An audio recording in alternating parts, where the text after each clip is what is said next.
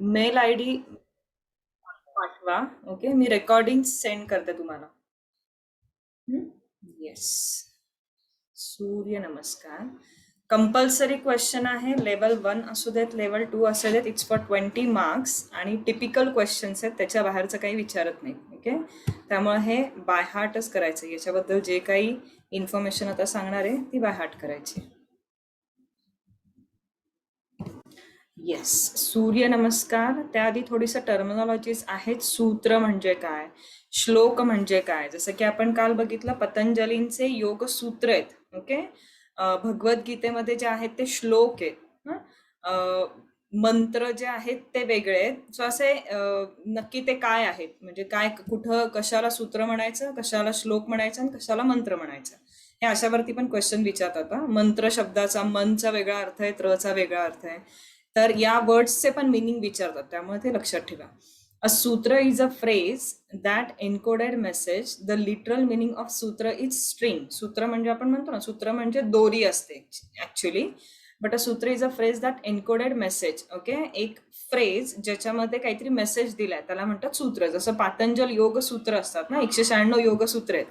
तर मी जसं सांगितलं की अथ योगानुशासनम त्या फ्रेजचा मिनिंग आहे. अथ योगानुशासनम म्हणजे योगा इज अनुशासन, योगा इज डिसिप्लिन. आणि तिथून पुढे मी जसं सांगितलं प्रत्येक सूत्र हा पुढच्या सूत्रासोबत आणि त्याच्या आधीच्या सूत्रासोबत एकमेकांशी लिंक्ड आहेत. ओके, सो सूत्राचा अर्थ तो होतो. एवढाच लक्षात ठेवा. सध्या 3 आणि 4 ला खूप डीप मध्ये आहे मिनिंग त्याचा. श्लोक म्हणजे काय, any type of rhythmic words. It could either from a story or a song or him or any book that matter. If the words are arranged in particular rhythm or meter can be called as श्लोक. काल भगवद्गीतेतला श्लोक बघितले होते आपण. समत्वम योग उच्यते आणि योग हा कर्मासु कौशलम. तितकं करूनच आपण स्टॉप केलं होतं. ओके, सो मग ते जे आहेत ते 2 सेंटेन्स मध्ये आपण बघितलं. योग हा कर्मासु कौशलम आणि समत्वम योग उच्यते, हे 2 श्लोक पाहिले होते आपण. तर ते कसे आहेत, any type of rhythmic words. Okay, rhythmic म्हणजे काहीतरी रिदम पाहिजे, किंवा टुवर्ड्स एंड जे आहेत आपण रायमिंग वर्ड्स म्हणतो ना, तसे असायला पाहिजे दोन्ही सेंटेन्सचे. It could either be from a story or a song or hymn or any book that matter. If the words are arranged in a particular rhythm or meter, it is called as श्लोक. Okay, so सूत्र आणि श्लोक मधले हा main फरक आहे. सूत्रांचं तसं काही नाहीये की रिदमिक वर्ड्सच हवे किंवा रायमिंग वर्ड्सच हवेत, असं काही नाही. मिनिंगफुल फ्रेज पाहिजे, it is important.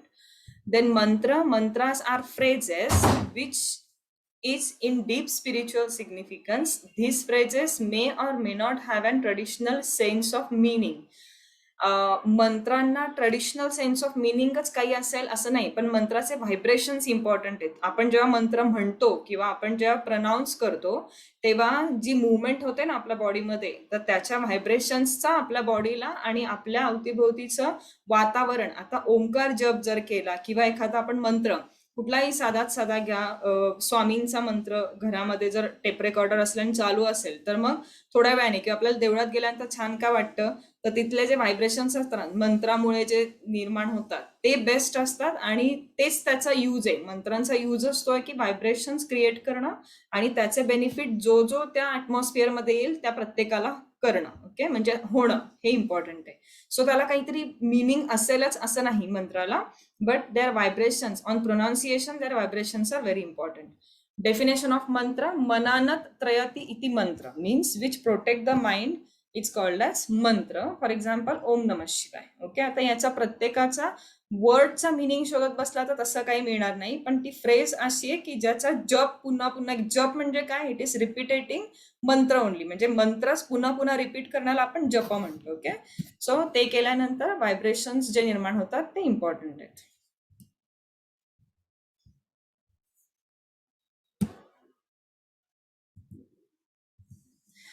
Type of स्तोत्र कोणकोणते आहेत, stotra or stuti, group of multiple shlok. Okay, put together they are called as type of stotra. Okay, multiple श्लोक एकत्र ठेवल्यानंतर त्याला आपण स्तोत्र म्हणतो. Okay, panchakam group of 5 shlokas, shatakam group of 6 shlokas, Group of 7 shlokas, Saptam. Ashtakam is group of 8 shlokas and Dashakam is group of 10 shlokas. Okay, इतकंच important आहे. फक्त स्तोत्र किंवा स्तुतीचा मीनिंग सांगितलंय, group of multiple shloka put together, ते एक लक्षात ठेवा. हा, बीज मंत्र इम्पॉर्टंट आहे, याच्यावरती क्वेश्चन विचारतात. म्हणजे काय, आपण ओमकार, आपण जे सूर्यनमस्कार म्हणणार आहोत ते 12 सूर्यनमस्कारला 12 नावं आहेत. ओके, मग त्या सूर्यनमस्कारच्या नावांच्या आधी जे सिंगल वर्ड मंत्र वापरतात ना, त्याला म्हणतात बीज मंत्र. सो बीज means seed or origin of energy. Beej mantra is shortest form. Bija mantra is shortest form of mantra and is the source of infinite energy. Is one syllable sound used in meditation or yoga practice. Bija mantra have different frequencies pattern which relate to particular deity. Bij mantra are vibration sound of deities. Bij mantras have immense powers and are conjoined with other mantras to form a powerful mantra. तर 6 असे बीज मंत्र आहेत जे पुन्हा repeat होतात. 12 नावं आहेत ना सूर्यनमस्कारांमध्ये.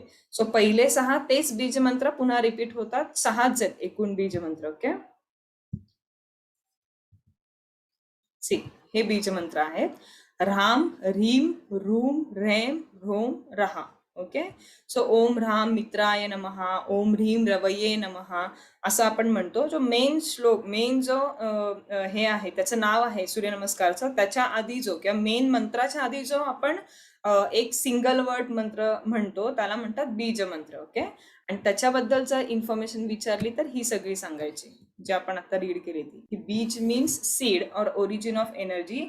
बीज mantra is shortest form of mantra आणि source of infinite energy. Is one syllable. म्हणून बघा, म्हटल्यानंतर कळेल की रीम, रूम. ओके, ते म्हणतानाच आपल्याला ज्या प्रकारे तो म्हणावा लागतो त्या प्रकारे त्याचे व्हायब्रेशन स्ट्रॉंग असतात. ठीक आहे, सिंगल वर्ड असून सुद्धा त्याचे व्हायब्रेशन स्ट्रॉंग आहे. If one syllable, it is usually one syllable sound used in meditation or yoga practices.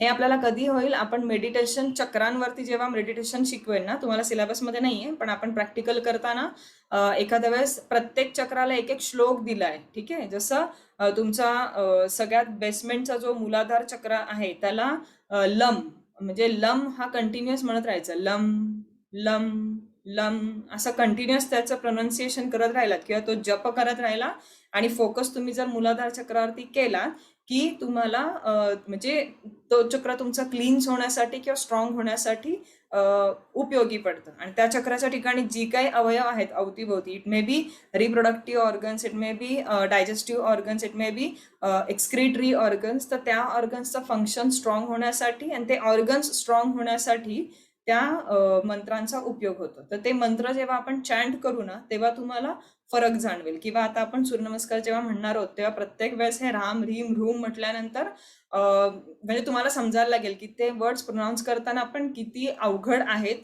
Pronouns करणं. आणि प्रोनाऊन्स केल्यानंतर असं जर ॲट अ टाइम आपल्या क्लासमध्ये 20, 25 किंवा 15 जण ॲट अ टाइम असं प्रोनाऊन्स करणार असतील तर त्याचे व्हायब्रेशन किती स्ट्रॉंग होतात. ठीक आहे, सो हे सगळं लक्षात ठेवायचं की it is a single word, one syllable sound use in meditation and yoga practice.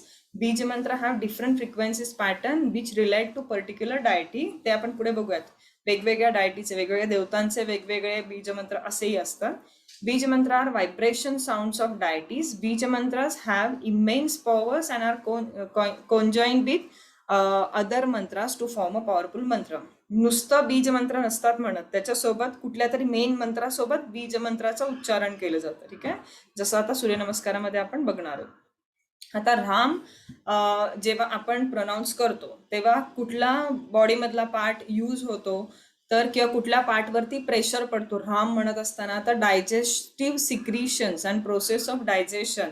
म्हणजे नुसतं सूर्यनमस्कार केल्यानेच बेनिफिट्स मिळतात असं नाही. पुढे जाऊन आपण सूर्यनमस्कारचे बेनिफिट बघणार आहोत ना, त्यात मेंटल बेनिफिट आहेत, फिजिकल बेनिफिट आहेत आणि सगळ्यात महत्त्वाचं म्हणजे स्पिरिच्युअल बेनिफिट्स आहेत. म्हणजे जी काही योगा प्रॅक्टिस करतात, जी काही तुम्ही आसनं करणार आहेत ती प्रत्येक आसनं फिजिकली तुम्हाला बेनिफिट मिळवून देणार आहेत, मेंटली बेनिफिट मिळवून देणार आहेत जर तुम्ही विथ अवेअरनेस करत असाल तर.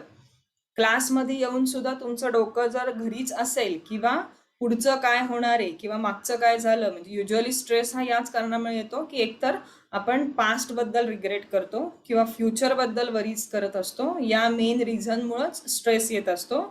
सो आपल्याला काय करायचं आहे की प्रेझेंटमध्ये राहायची सवय लावायची. अवेअरनेस तुमचा जो आहे तो प्रेझेंटमध्ये घेऊन यायचा आहे. ओके, ते तसं करायची प्रॅक्टिस सुरू केली आणि तसं व्हायला लागलं की हळूहळू स्ट्रेस लेवल कमी व्हायला लागतात. ओके, सो मग अशा वेळी विथ अवेअरनेस जर आपण एक्सरसाइज करत असू तर आपल्याला मेंटल बेनिफिट्स मिळतात. बाकी एक्सरसाइज केल्यामुळं म्हणजे फिजिकल बेनिफिट्स मिळतात. आणि जेव्हा मंत्र चॅन्टिंग करून आपण एखादी म्हणजे सूर्यनमस्कार, आसनांना काय मंत्र चॅन्टिंग नाहीये, पण सूर्यनमस्कार विथ मंत्र चॅन्टिंग करत असू तर आपल्याला स्पिरिच्युअल बेनिफिट्स मिळतात. ओके, हे जे आहेत हे ऍक्च्युली तुमचे स्पिरिच्युअल बेनिफिट्सचे फिजिकल बेनिफिट्स आहेत. ओके, राम म्हटल्यानंतर डायजेस्टिव्ह सिक्रिशन्स म्हणजे आपण जे अन्न खातो त्यांना त्यांना डायजेस्ट होण्यासाठी बॉडीकडून रिस्पॉन्स पण गरजेचा आहे. ठीक आहे, युजली डॉक्टर विचारतात ना की तुम्हाला भूक लागते का, भूक लागली म्हणून खाता की तुमचा टायमिंग झाला म्हणून खाता.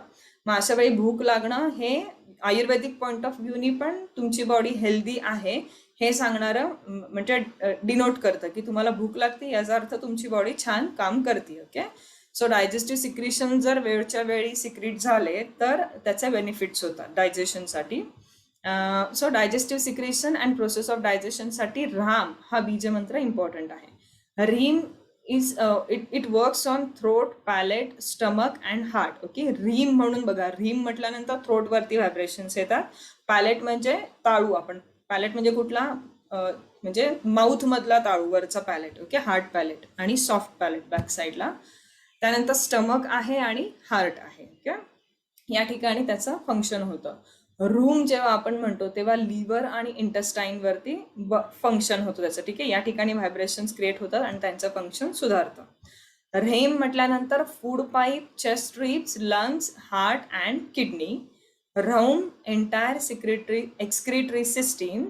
अँड देन रहा palate, throat, heart and navel. Okay, हे इम्पॉर्टंट इतकं नाहीये, ह्याच्यावरती क्वेश्चन तुम्हाला नाही विचारणार आहे, पण बीजमंत्र काय आहेत आणि त्याचा इम्पॉर्टन्स काय आहे याच्यावरती क्वेश्चन एवढं बारीक बारीक नाही विचारणार की कुठल्या म्हणजे हे हायर स्टडीज मधलं आहे थोडंसं की कुठल्या बीजमंत्राचा कुठल्या पॉइंटला तुम्हाला यूज होतो. हे लेवल 1+2 ला नाही विचारत, हे 3 आणि 4चं आहे.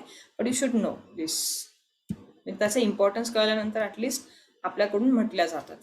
Now meaning of 12 names of sun god. Okay, sun salutation करताना जी 12 नावं आपण घेणार आहोत त्याचे मीनिंग प्रत्येकाचे वेगवेगळे, ते वी शुड नो. ओम ह्राम मित्राय नमः. Salutation to friend of all. मित्र म्हणजे friend, we know. Okay, so salutation to friend of all. सूर्याला आपण काल बघितलं की सूर्याला फार इम्पॉर्टन्स दिलं गेलं होतं वेदिक पिरियडमध्ये, प्री वेदिक पिरियडमध्ये, कारण प्रकाशमयी आणि ऊर्जावान असलेली व्यक्तीच आपल्याला आवडते. तसंच सूर्याचं स्थान होतं की सूर्यामुळेच आपल्याला प्रकाश मिळायचा, सूर्यामुळेच एनर्जी मिळायची, सूर्यामुळेच ऊर्जा मिळायची. त्यामुळे सूर्य उगवल्यानंतर पूर्ण जीवसृष्टी जागी व्हायची आणि सूर्य मावळल्यानंतर पूर्ण जीवसृष्टी जी होती ती झोपून म्हणजे पुन्हा निद्रेत जायची. ओके, मग पुन्हा रात्र झाल्यानंतर दिवसाची, सकाळ किंवा पहाट होण्याची वाट बघितली जायची. त्यामुळे सूर्यासोबत कामं सुरू व्हायची, सूर्यासोबतच संपायची. ओके, सो मित्राय नमः म्हणजे सूर्याला मित्राचं संबोधन दिले. देन ओम ह्रीम रवये नमः. Salutation to a shining one who offers divine blessings upon all life. Okay, so रवये शब्दाचा अर्थ shining one who offers divine blessings upon all life. ठीक आहे, देन ओम ह्रूम सूर्याय नमः. Salutation to he who inspires activity. Okay, activity करण्याला जे इन्स्पायर करतात त्या सूर्याला माझं नमन आहे, असं त्याचा मिनिंग होतो. ओम ह्रेम भानवे नमः. Salutation to he who illumines and removes darkness of our delusion and ignorance. Okay, so भानवे नमः म्हणजे रात्रीनंतर जसा दिवस होतो तसा निराशेनंतर आशा, अशा अर्थी भानवे नमःचा म्हणजे नाव घेतलं जातं. त्यानंतर ओम ह्रौम खगाय नमः. Salutation to he who moves quickly in sky. Okay, खगाय, खग म्हणजे आकाश. देन ओम रहा पूषणे नमः. Salutation to one who gives strength and nourishment. Okay, पूषणे म्हणजे जो पुष्ट, आपण म्हणतो ना धष्टपुष्ट, तर पुष्ट म्हणजे आपल्याला जो स्ट्रेंथ देतो किंवा आपल्याला जो नरिशमेंट करतो. ओके, त्याच्यामुळेच म्हणजे सूर्य, पाऊस म्हणजे सन, पाऊस आणि हिवाळा म्हणजे त्या त्या सीझनचे ते शेतकरी जे शेतामध्ये पिकवतात धान्य, त्या सगळ्यासाठी सूर्याची पण गरज आहे, पावसाची पण गरज आहे आणि म्हणजे थंडी पण तितकीच लागते. प्रत्येक सीझनचं वेगवेगळं ठरलेलं आहे की काय धान्य उगवणार. सो नरिशिंग म्हणजे त्याच्यामुळं हे बनतं म्हणजे काय, फूड बनतं आणि ते फूड खाल्ल्यामुळं आपलं नरिशमेंट होतं. ठीक आहे, सो प्रत्येकाचं नरिशमेंट हे सूर्यामुळे होतं म्हणून पुष्णे नमः हे त्याचं नाव आहे. ओके, देन ओम राम, पुन्हा तेच रिपीट होतात बघा, राम ह्रीम रूम रेम रोम रहा. सो ओम राम हिरण्य गर्भाय नमः, salutation to the golden cosmic self. आता आपण नेक्स्ट टाइम जेव्हा तुमच्या हातात ज्या नोट्स असणार आहेत तेव्हा हिरण्यगर्भ ही एक कन्सेप्ट आहे. आता आधी सूर्यालाच हिरण्यगर्भ म्हणायची ती गोष्ट वेगळी आहे, पण जे आपण ब्रह्मन ही कन्सेप्ट बघितली ना, तीच हिरण्यगर्भ ही कन्सेप्ट आहे. म्हणजे क्रिएटर ऑफ होल युनिव्हर्स, त्याला हिरण्यगर्भ म्हटलंय आणि ती उपमा परत सूर्याला दिली की ओम राम हिरण्यगर्भाय नमः, salutation to the golden cosmic self. Cosmic intelligence म्हणतो आपण. ठीक आहे, काल आपण याबद्दल बोललो होतो की आधी पहिला जीव पाण्यात आला, मग पाण्यामधून जमिनीवरती, म्हणजे तो जीव वाढल्यानंतर सगळे पाण्यातच नाही. आता आपण जमिनीवर सर्वाइव्ह करतोय ना, आपण अचानक नाही तयार झालो ना, पहिल्या जीवापासून त्याच्यामध्ये काही चेंजेस झाले. असे चेंजेस झाले की he started surviving on land, then 4 leg stage मधून 2 लेग स्टेज मध्ये गेलो, 2 लेग स्टेज मधून हळूहळू इव्होल्युशन होत होत आपण आतापर्यंत आलो. तर ही सगळी जी प्रोसेस आहे इव्होल्युशनची, ही कुठंतरी ही कॉस्मिक इंटेलिजन्स आहे ते करून घेतं माणसाकडून, म्हणजे ह्याच्याकडून, सजीव सृष्टीकडून. तर त्या कॉस्मिक सेल्फला हिरण्यगर्भ असं म्हणतात. ओके, देन ओम ह्रीम मरीचये नमः, salutation to the lord of dawn bestowing vital energy. Okay, सगळे साधारण same main source of energy, vital energy, त्यानंतर नरिशमेंट देणारी देवता, अशी सगळी नावं जी होती सूर्यालाच होती. देन ओम ह्रूम आदित्याय नमः, salutation to the son of Aditi, the cosmic mother, महाशक्ती. ओके, सो आदित्याचा मुलगा म्हणून आदित्याय नमः. देन ओम ह्रेम सवित्रे नमः, salutation to he who is stimulator the arousal. Okay, stimulator म्हणजे आपल्याला स्टिम्युलेट करून उठवणारा, किंवा तेच मगाशी मी सांगितलं की निराशेनंतर आशावाद आपल्याला येतो ना, सो तो आशादायी ठेवण्याचं काम जो करतो तो, म्हणजे आपण म्हणतो ना अंधारामध्ये एक तरी प्रकाशाचा किरण आपल्याला दिसला की वी फील गुड. सो त्या टाईपचं, म्हणजे आपण एका प्रकाशाच्या किरणाला किती इम्पॉर्टंट आहे जेव्हा ब्लॅकआउट होतो तेव्हा, आणि सूर्य तर कम्प्लिटली फ्री ऑफ कॉस्ट आपल्याला मिळालेला source of energy. Okay, then ओम ह्रौम अर्काय नमः, salutation to he who is great basic element fit to be praised. Okay, and then ओम रहा भास्कराय नमः, salutation to he who leads to enlightenment. Okay, so ही साधारण नावावरून संस्कृत नाव आहे, त्याच्यावरून इंग्लिशमध्ये त्याचे मिनिंग सांगितले आहे. विचारलं तर विचारतील, म्हणजे सांगता येत नाही. लेवल 2 ला, लेवल 1 ला युजली नावं सुद्धा नाही विचारत, लेवल 2 ला विचारतात.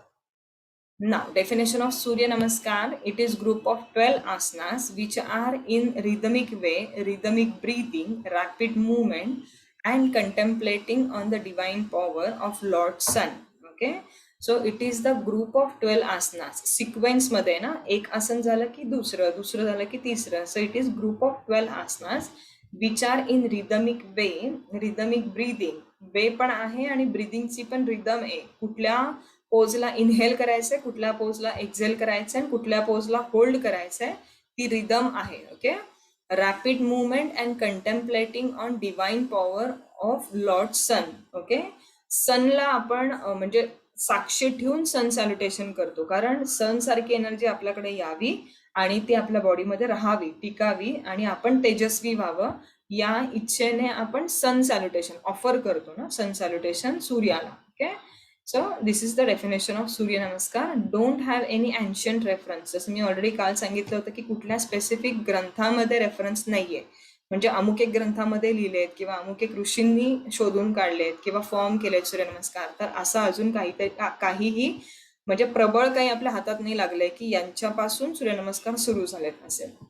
हे विचारतात. ओके, कुठल्या ग्रंथामध्ये, म्हणजे लाईक गुगली क्वेश्चन म्हणतो ना आपण, असं वायवामध्ये विचारतात की कुठल्या ग्रंथामध्ये रेफरन्स आहे, तर तुम्हाला सांगणं अपेक्षित आहे की म्हणजे कुठल्याही एन्शियंट बुकमध्ये त्याचा रेफरन्स नाहीये. While practicing Surya Namaskar, one's movement should be steady and rhythmic. Forceful inhalation, exhalation, and retention stains the lungs and should be avoided. Okay. So, सूर्य नमस्कार करत असताना रिदमिक मुवमेंट स्टेडी म्हणजे एका लयीमध्ये केले पाहिजे. ओके. घाई गडबडीत किंवा फास्ट किंवा रिदम असली पाहिजे. फोर्सफुल कुठलीच हे करायची नाहीये, कुठलीच पोज जी आहे फोर्सफुल करायची नाहीये. आणि तुमचं टेक्निकला मार्क्स असतात, तुम्ही किती फ्लेक्झिबल आहात याला मार्क्स नसतात, हे पुन्हा पुन्हा लक्षात ठेवा. So forceful inhalation, exhalation and retention strains the lungs and should be avoided. Introduced in mid 1930s. 1930s मध्ये इंट्रोड्यूस झाले टू द वर्ल्ड, म्हणजे नोन इन्फॉर्मेशन ही. ओके. अजून अशी काही हिडन इन्फॉर्मेशन नाहीये की त्याच्या आधी कधी रेफरन्स आला असेल, पण माहिती नाहीये अजून कुणाला असं आहे. तर माहिती असलेली ही इन्फॉर्मेशन आहे की introduced in mid 1930s, developed it to a form of exercise that stretches and strengthens every muscle and joint in the body. The exercise was defined and popularized by Bhavnarao Pant Pratinidhi. Okay, so Bhavnarao Pratinidhi Pant in 1920s, who was Raja of Aundh at that time, Pune. पुण्याचा औंध जो भाग होता त्याचे राजा म्हटले जायचे ते भावनाराव पंत प्रतिनिधी, ज्यांनी म्हणजे सूर्यनमस्कार डिफाईन केले, म्हणजे हा टाइप ऑफ एक्सरसाइज जो आहे तो डिफाईन केला आणि पॉप्युलराइज केला. He wrote a book about in 1928 called as Surya Namaskar, sun adoration for health, efficiency and longevity. याच्यावरती क्वेश्चन विचारतात. हे मग कुठून पॉप्युलराइज झाले. जर तुम्ही क्वेश्चन त्यांनी विचारला की कुठल्या ग्रंथांमधून घेतले आहे आणि तुम्ही सांगितलं की कुठल्याच ग्रंथांमध्ये रेफरन्स नाहीये, मग कुठून पॉप्युलराइज झाले, कुणी पॉप्युलराइज केले, तर यांचं नाव लक्षात ठेवायचं. भावनाराव पंत प्रतिनिधी 1920 मध्ये, who was Raja of Aundh. Okay. Plus त्यांनी हे बुक पण दिलंय 1928, Surya Namaskar for health, efficiency and लॉंगेविटी.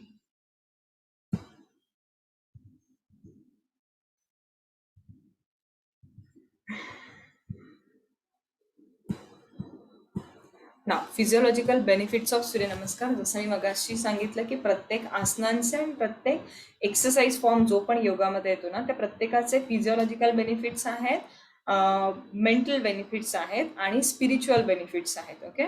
Prepare for asana practices. Physiological benefit काय आहे की आपण सूर्यनमस्कारला योगामध्ये वॉर्मअप पॉइंट ऑफ व्ह्यूनी बघतो. का? कारण तुमचं याच्यामध्ये खूप सारे बेनिफिट आहेत की आधी बॅकवर्ड बेंड आहे, मग फॉरवर्ड बेंड आहे, मग राईट लेग मागे घ्यायचा आहे, म्हणजे left side of the stomach get pressed, then you have to take left leg back. Okay. म्हणजे मग कोर एक्सरसाइज पण होऊन जातो स्लोपमध्ये.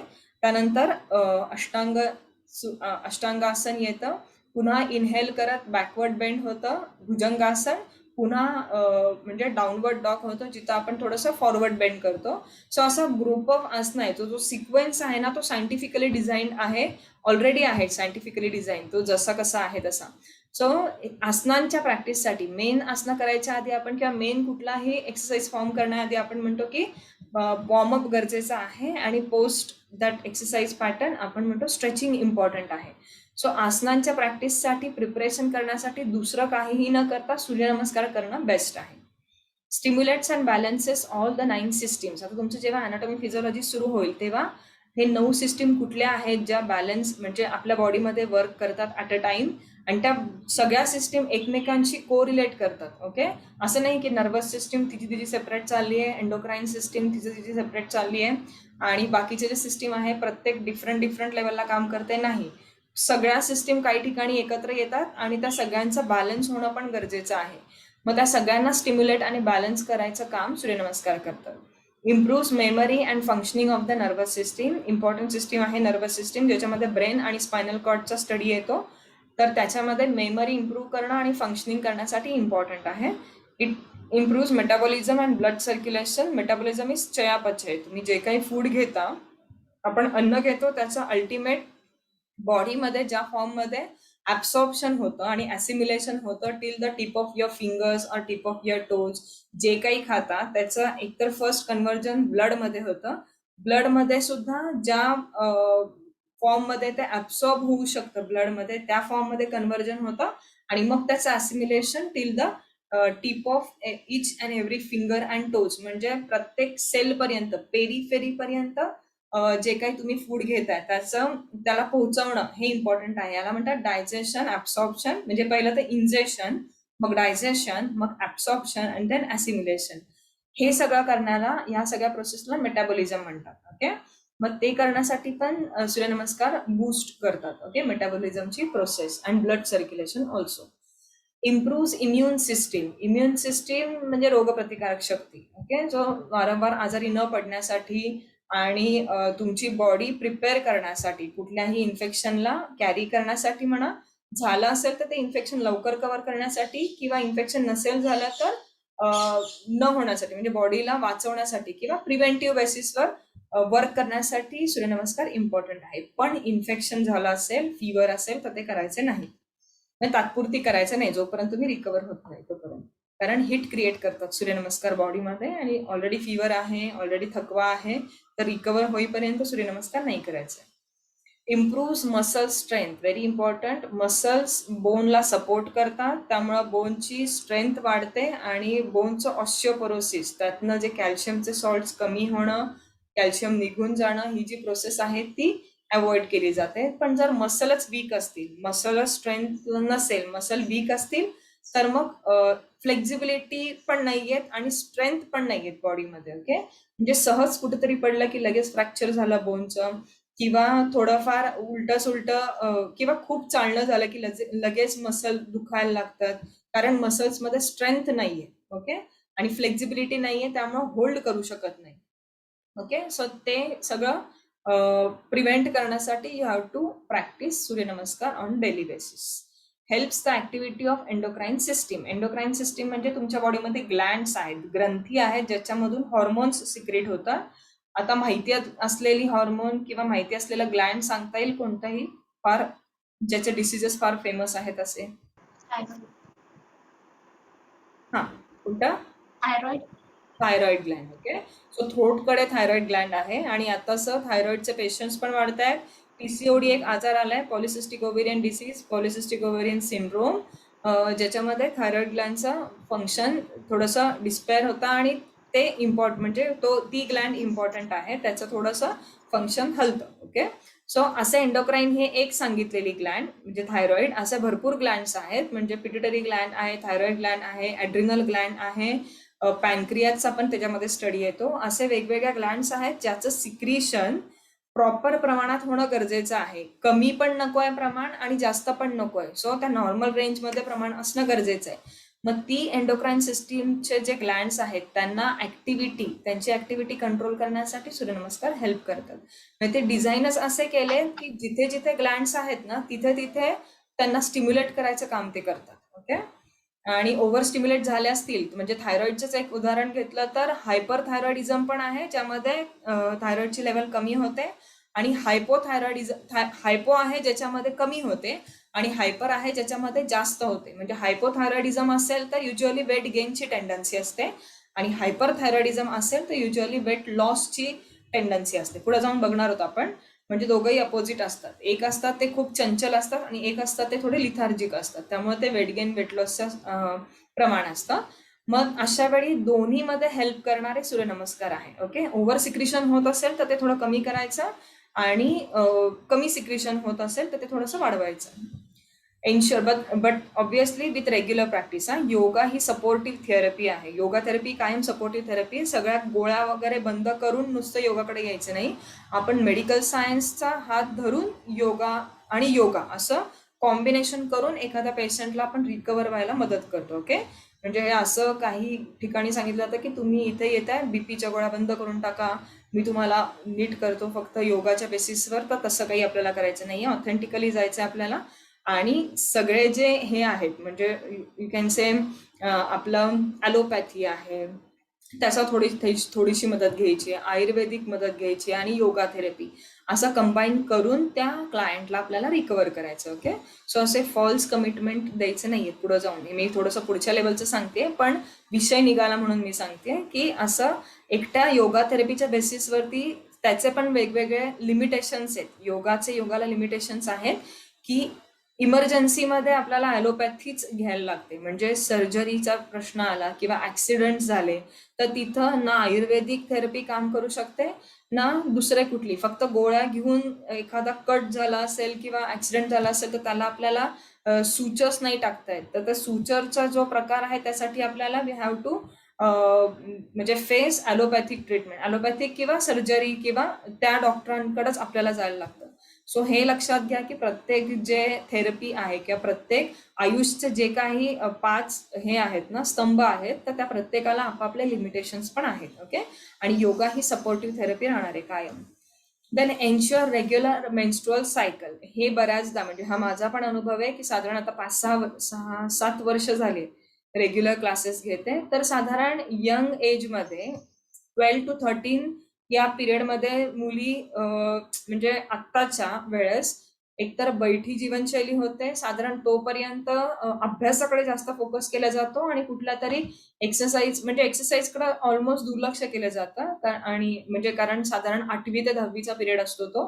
मग फुल फोकस अभ्यासावरती असतो, हालचाल कमी असते, खाणं बाहेरच्या दृष्टीने म्हणजे घरी न सांगता बाहेर खाणं खूप असतं आणि मग त्यामुळे या पिरियडमध्ये पीसीओडी पीसीओएस वाढतायत. ओके. ज्या पिरियडमध्ये तुमच्या नेमकं मिनारकी सुरू होणार असते, म्हणजे मेन्सेस सुरू होणार असतात, अशा पिरियडमध्ये चुकीच्या खाण्यापिण्यामुळं, चुकीच्या लाईफस्टाईलमुळं त्रास वाढतायत आणि ते मेनली अफेक्ट करतात मेन्स्ट्रुअल सायकलवरती. ठीक आहे.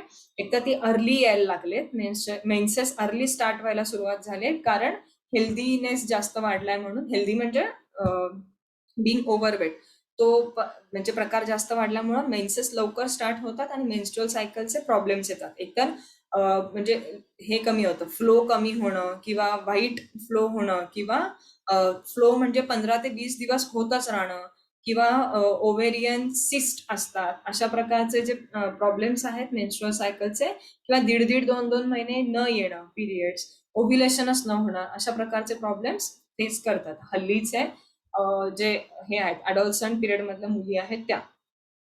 Plus Suryanamaskar helps to lose weight. It prevents wrinkles and early aging. As we know, they are anti-aging. Surya Namaskar are anti-aging. Improves digestive system, brings down blood sugar levels, improves lungs capacity, कारण यासोबत आपण inhalation एक्झलेशन पण करणार आहोत आणि chest ओपनिंगचे exercise खूप आहेत, म्हणजे ते जे काही पोजेस आहेत त्यात चेस्ट ओपनिंग बाय डिफॉल्ट होते. Gives good posture. Okay. With regular practice of Surya Namaskar काहींचं स्पाईनमध्ये एकतर हंच असतो, काही जणांना जन्मापासून किंवा त्यांची लाईफस्टाईल किंवा त्यांचं हेरिडिटरी असेल. मग विथ रेग्युलर प्रॅक्टिस ऑफ सूर्यनमस्कार ते पण टेक्निकनी नीट केले तर त्यांचा तो हंच पण जातो. ओके. काही वर्षांच्या प्रॅक्टिस नंतर नॅचरल जो हंच असतो थोड्या प्रमाणात असणारा तो जातो आणि त्या माणसाची किंवा त्या व्यक्तीची पोस्चर जे आहे ते सुधारतं. सो हे झाले सगळे फिजिओलॉजिकल. आता मेंटल आणि spiritual benefit of surya namaskar.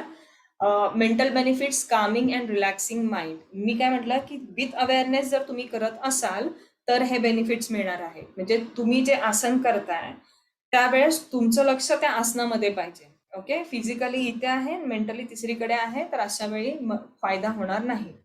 Increase and detailed body awareness bring greater detachment.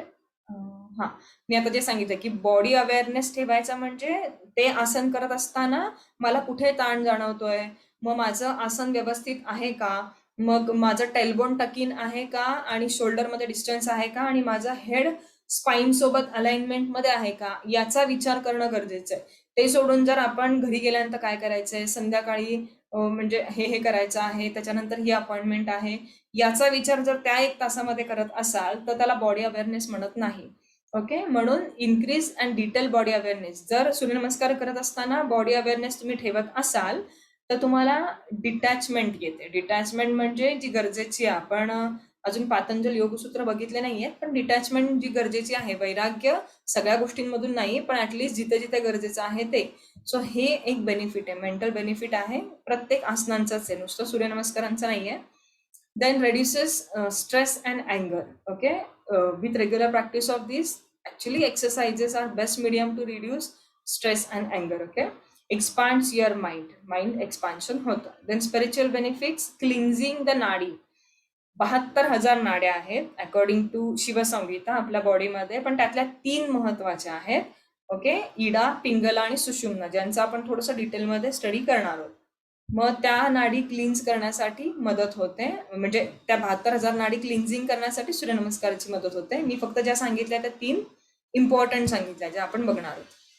Then regular practice of Surya Namaskar regulates Pingala nadi. Pingala nadi is right nostril शी कनेक्टेड आहे पिंगला नाडी, आणि राईट नॉस्ट्रिल हे उष्ण नाडी आहे, आणि लेफ्ट नॉस्ट्रिल ज्याला इडा नाडी म्हणतात ती काम म्हणजे कूलनेस वाली नाडी आहे. ओके, म्हणजे सूर्यभेदन आणि चंद्रभेदन हे प्राणायाम आपण करतो.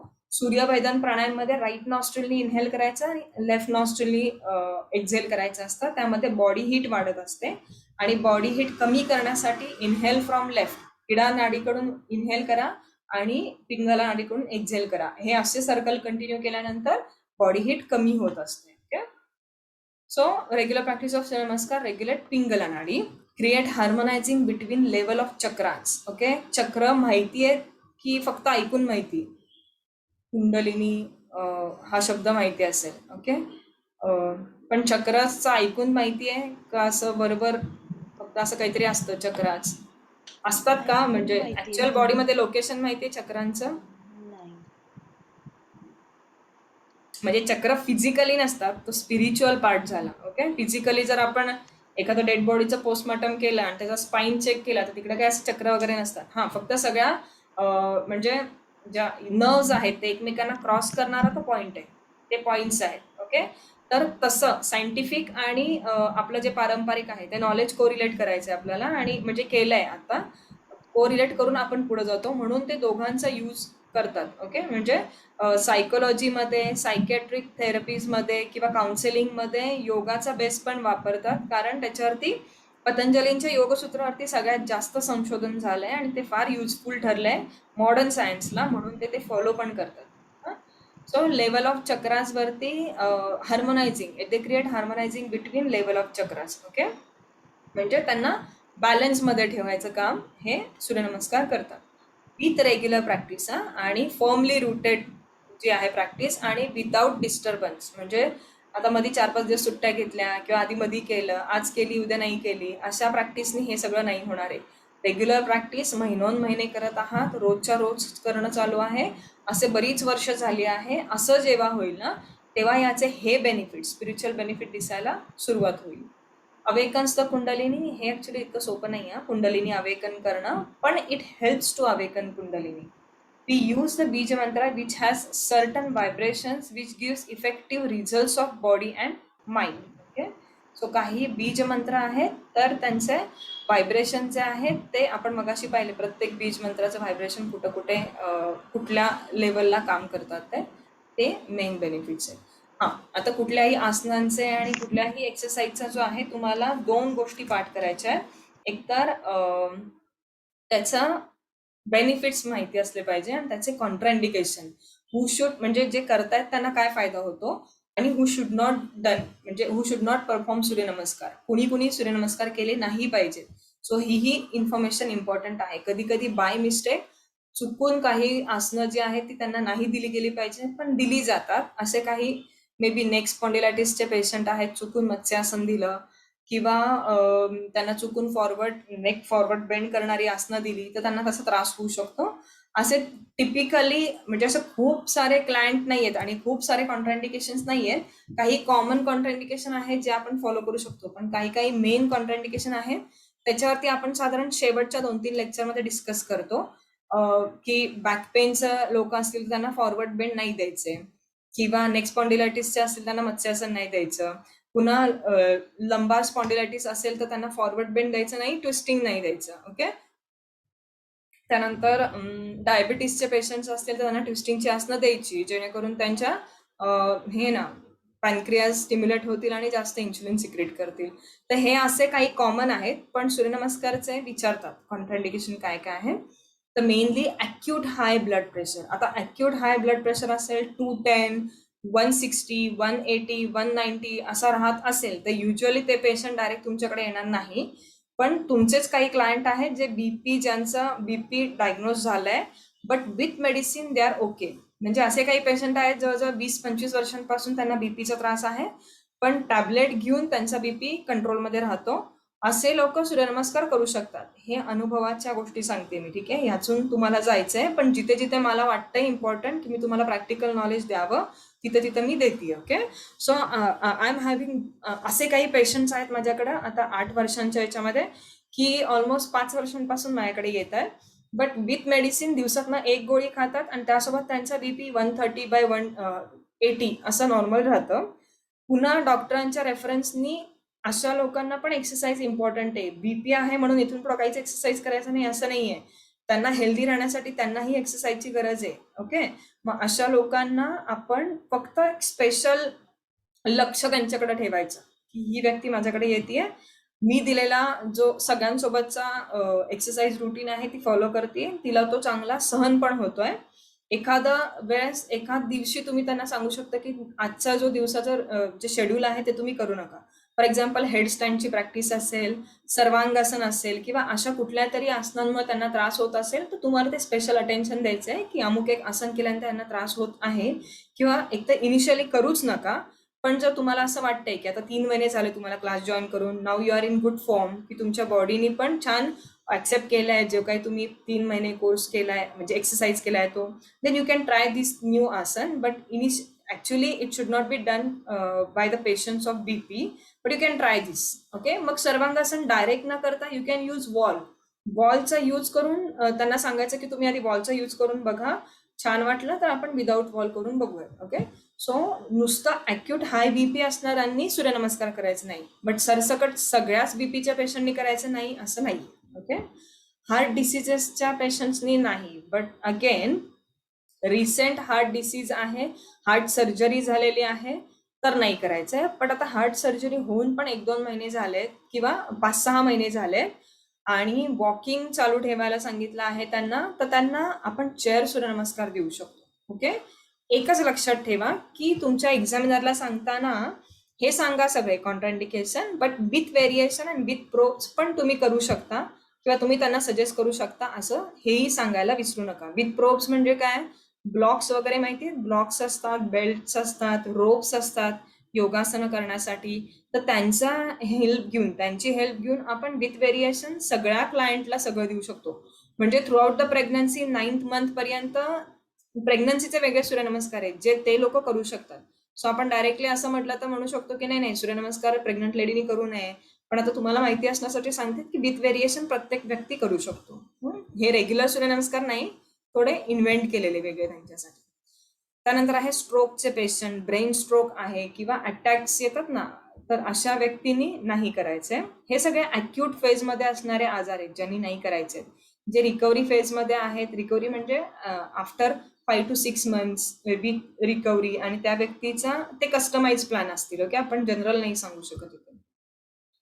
हर्निया ज्यांचा आहे त्यांनी नाही करायचंय, कारण हर्निया म्हणजे असं ऑपरेशन आहे की हर्निया पुन्हा ओपन होऊ शकतो. इंग्वायनल हर्निया असतो किंवा ॲब्डॉमिनल हर्निया असतो, त्यांच्या मेन जागेमधून हर्निया म्हणजे सपोज इंग्वायनल हर्निया आहे तर पोटाचा थोडा भाग, आतड्यांचा थोडा भाग त्या कटमधून बाहेर येतो.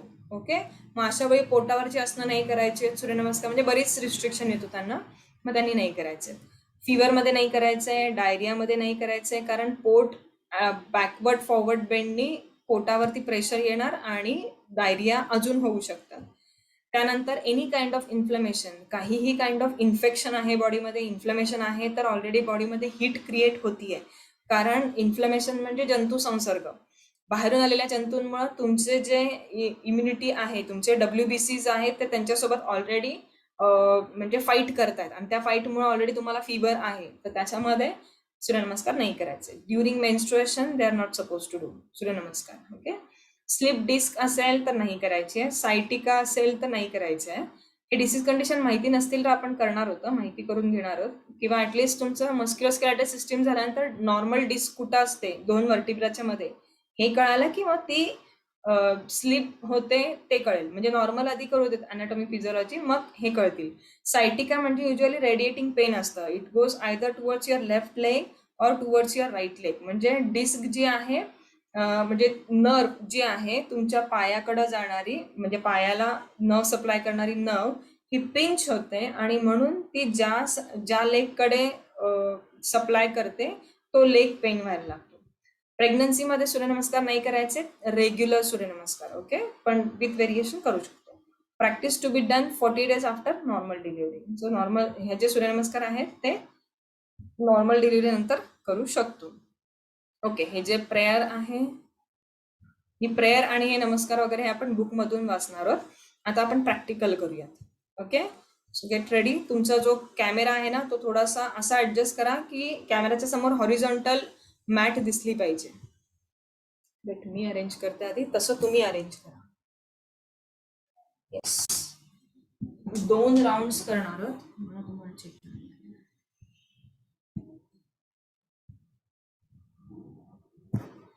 चलो प्रॅक्टिकल करूया. ओके, आधी मी करते आणि मग तुम्ही करा.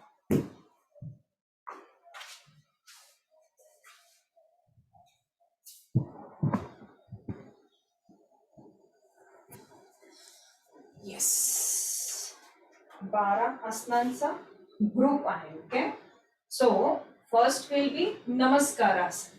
नमस्कारासन पोज मध्ये feet together, palms together. Okay, आता तुमची समस्थिती यू शुड नो. समस्थितीमध्ये आपल्याला जो अँटेरियर पार्ट आहे तो लिफ्ट करायचा अँटी ग्रॅव्हिटी, आणि जो पोस्टेरियर पार्ट आहे that should be press towards gravity. Okay, so roll the shoulders back, chest open. Okay, tailbone, see this is tailbone is out and you are supposed to tuck in your tailbone. So हे असं नाही थांबायचं, this is wrong posture. You have to tuck in your tailbone. माकड हाड आहे ना ते टक करायचं आतमध्ये and lift your pelvis up. pelvic bone जे आहे ते लिफ्ट करायचं वरती. ओके, सो हे लक्षात ठेवा. roll the shoulders back, chest open and tailbone tucking. Okay, and then namaskarasana. Okay, so this is first pose namaskarasana. याच्यामध्ये इनहेल करून एक्झेल करायचे. Inhale and then exhale. Okay, then raise your arms up, arch back. Okay, so this is hastottanasana. Wait आधी बघा. Raise your arms up, दोन्ही arms हे ear लेवलला पाहिजे आणि डोकं आणि आर्म्स एकत्र मागे घ्यायचे. Okay, it should not happen की तुमचं डोकं मागे जाते आणि हात अलीकडे, किंवा हात मागे जातात आणि डोकं पुढे. So this is wrong. Okay, your arms should be in line with your ears and both should go together back. Okay, then bend forward and again arms and head together down. Okay, so आधी वरची face बघून घ्या, मग खाली जाऊया. Okay, so namaskarasana. Raise your arms up, arch back, hastottanasana. bend forward and down, padahastasana. Okay, आता पायांचं perfection बघा. Now for padahastasana, place your palm in line with your feet. फीटच्या लाईन मध्ये palms प्लेस करायचे. If it is difficult for you to place your palms down, you can bend your knees, place your palms down, and then try to make your knees straight. Okay, so this is Padhastasana. Take your forehead close to your knees. Okay, now take your right leg back, knee down, toes pointing behind. There should be 90-degree angle at your left knee. Okay, then this is Ashwa Sanchalanasana.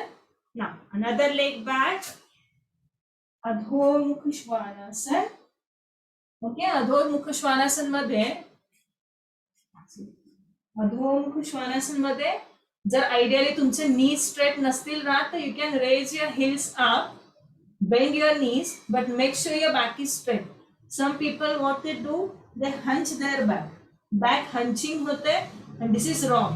You can bend your knees but you have to press your chest towards your knees and then try to press your heels down. Okay, now from here, knees down, chest down, forehead up, chin down. This is Ashtangasana. Okay, again from here, this is Bhujangasana. Okay, now toes tuck in, Raise your tailbone up again. Adho Mukha Svanasana. Okay. Right foot forward. Ashwa Sanchalanasana. Another leg forward. Padhastasana. Inhale. Raise your arms up. Arch back. Hastottanasana and Namaskar. Okay yes आता एक एक आसन सोबत करूया ठीक आहे चल नमस्कारासन feet together roll the shoulders back chest open palms together raise your arms up okay and arch back very good हात कानांच्या शेजारी दिशा हा आणि कान आणि डोकं सॉरी डोकं आणि हात एकत्र मागे जाऊ दे येस से टेक्निकली परफेक्ट करा मी जे सांगते ना काही कंपल्शन नाहीये किती खाली गेलं पाहिजे तुमचं जर इतकंच जात आहे तर इतकंच घ्या नाही हात आणि कान एकत्र थांब आधी हात दोन्ही कानांच्या लाईन मध्ये आण हात दोन्ही कानांच्या लाईन मध्ये palm facing forward palms facing forward okay and then inhale while exhaling go back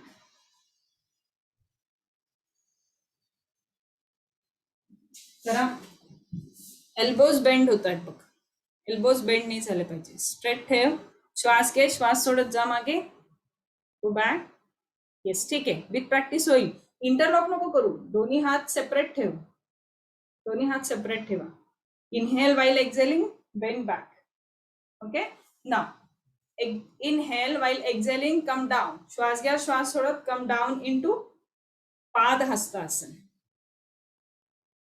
correct Gayatri correct very good now you can place your palms down bend your knees and place your palms down थोडासा आता तुमचा camera adjust करा आता सगळं खाली बघा म्हणजे खालचे आसन आहे तर थोडं मॅट वर असं जाते ना हा नीज बेंड कर आणि पाम्स टेको बरं नीज बेंड केले चालतात का हा आधी नीज बेंड करून पाम्स टेकवायचे then you have to make your knee straight जितके जमतील तितके See, हा क्वेश्चन विचारतात if people are see if you are getting stiff people what you will do if they are not able to place their palms down with straight knees what you can do so you have to answer them we'll ask them to bend their knees place their palms first and then try to make your knees straight म्हणजे काय होतं यामध्ये lower back वरती load येत नाही lower back वरती otherwise खूप ताण येतो करून बघा डायरेक्ट करून बघा तुम्ही समजा स्टीफ आहात असं आहे आणि तुम्ही डायरेक्ट खाली करताय ते इथे ताण येतो आणि ऑलरेडी तुमचा लंबार रिजन असा आहे जो फार डेलिकेट आहे त्याला आपण जास्त स्ट्रेच नाही करू शकत okay so you have to bend your knees मग लंबारवरचा स्ट्रेच निघून जातो पाम म्हणजे टेकत place your palms okay initially place your fingertips place कर bend your knees and try to place your palms at least then make your knees straight take your forehead close to your knees